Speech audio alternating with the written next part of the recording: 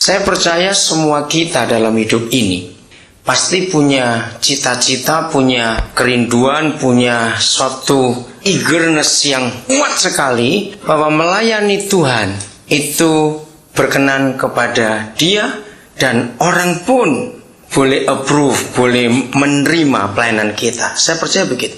Tidak ada seorang pun di antara kita yang berkata melayani Dia lalu kita mau seenaknya, tidak. Lalu bagaimana kita bisa menyelesaikan itu dengan kerinduan yang dalam tadi itu? Bahwa apa saja yang kita buat, apa saja yang kita kerjakan, apa saja yang kita lakukan, dalam bahasa Inggris ada kata itu approved by man, dan berkenan kepada Bapa di surga. Saya percaya semua kita rindu akan itu terjadi.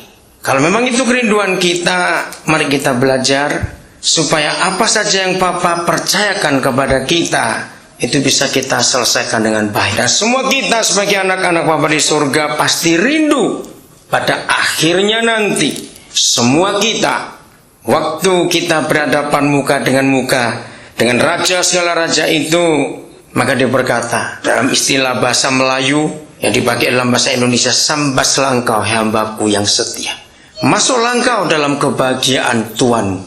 Saudara, rindu itu terjadi atas kita semuanya? Amen. Kalau kita rindu itu, mari kita rendahkan hati kita dan kita melihat kebenaran ini. Apa yang kita harus kerjakan? Roma 14 ayat 18. Bertahun-tahun saudara saya mencari ayat yang seperti ini. Dan kalau toh saya kelewatan, saya minta maaf. Kalau ada seorang yang bisa tahu, tunjukkan juga kepada saya. Karena setahu saya hanya satu ayat ini di dalam kitab suci kita yang memberitahukan bagaimana caranya supaya apa yang kita kerjakan itu betul-betul berkenan kepada Bapa dan dihormati oleh manusia. Karena barang siapa melayani Kristus dengan cara ini, ia berkenan kepada Tuhan dan dihormati oleh siapa? Manusia. Walaupun kita tidak perlu mencari hormat manusia, tetapi kalau itu menjadi satu bagian atau satu paket dari apa yang kita kerjakan untuk Dia, itu terjadi, lalu manusia menghormati kita, saya percaya kita nggak perlu menolak itu. Amin. Nah, tapi yang kita mau cari kata ini loh, dengan cara ini. Karena dalam ayat ini saya bolak-balik membaca satu perikop ini belum ketemu dengan jelas. Dengan cara apa? Mengapa Paulus tidak menjelaskannya? Dengan cara apa? Karena saya percaya semua kita pasti rindu melayani Kristus dengan cara ini. Kita mencari itu supaya kita berkenan kepada Dia. Kita nanti akan cari cara ini tuh cara apa yang Tuhan inginkan. 1 September tahun yang lalu itu sungguh-sungguh hal yang luar biasa dalam kehidupan kami. Pertama kali terjadi itu, saudara. Ada satu keluarga, pihak perempuan dari Katolik. Waktu anak mereka mau menikah, perang besar. Yang satu ngotot di Katolik, anak-anak jadi korban. Ringkas cerita, mereka menghubungi saya. Karena banyak orang tahu dalam pelayanan itu Tuhan berikan hikmat kepada kami untuk bisa jadi penengah. Tapi yang kali ini tuh luar biasa. Dari beberapa peristiwa sebelumnya, maka saya ajak berunding dari masing-masing gembala dari keluarga itu. Ya udah, pemberkatannya 2 kali. Satu gereja A, satu gereja B. Tapi janji, kalian 2 tidak boleh saling menyentuh sampai terakhir pemberkatan 2 selesai. Boleh hari yang sama, boleh hari yang berbeda, tergantung. Tapi hari itu luar biasa. Ternyata mereka ambil tengah-tengah yang betul-betul tengah. Jadi pemberkatannya bareng, menghubungi Romo, lalu kami pakai gereja Katolik, dan baru kali itu terjadi, ada pendeta dan pastor datang bersama-sama memberkati. Jadi waktu kami masuk, saya jalan sebelah kiri, pastor sebelah kanan, menuju ke altar, pengantin, keluarga pengantin. Wah, itu luar biasa.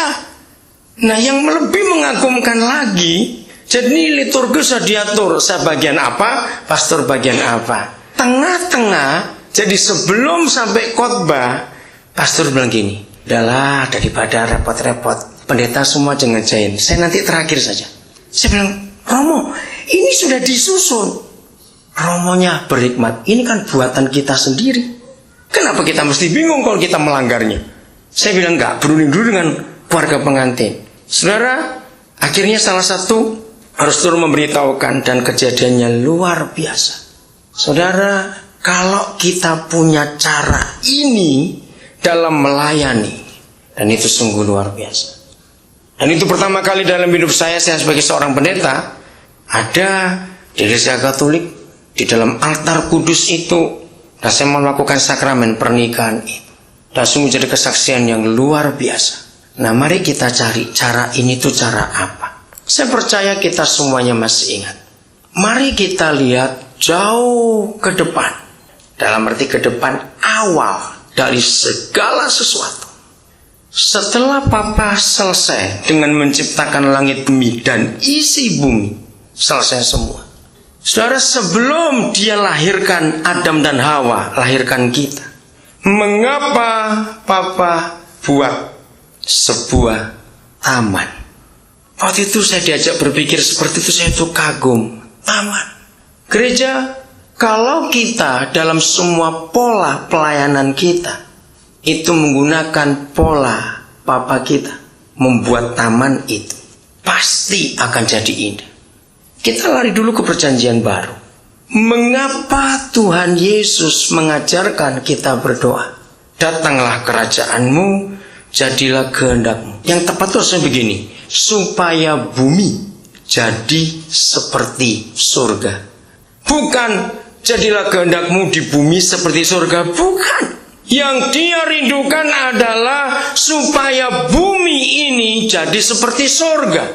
Nah, mari kita gabung antara taman yang dia buat dengan kerinduannya. Itu perjanjian lama dan ini perjanjian baru, supaya bumi jadi seperti surga. Dan kalau kita ketemukan hal ini di akhir kitab suci kita, Wahyu 21 dan Wahyu 22, maka kita ketemu rahasianya. Taman itu ada di bumi, namanya Yerusalem baru. Katakan amin. Saudara, mari kita membongkar isi otak kita kalau menyebut kata ini. Coba saya ingin tahu dari beberapa saudara, begitu ada kata taman yang muncul di mulut kita, maka yang muncul di benak kita ada apa? Cepat, begitu dengar kata taman itu muncul apa? Rumput, ya apalagi? Bunga, apalagi? Pohon, apalagi? Ya cepat. Apa? Air, betul. Apa? Kolam air, apalagi? Belum, saya belum dapatkan ya. Ayo, apalagi? Jangkrik, oke, tidak apa-apa, biar. Apa-apa? Buah, betul. Makasih Romo, buah.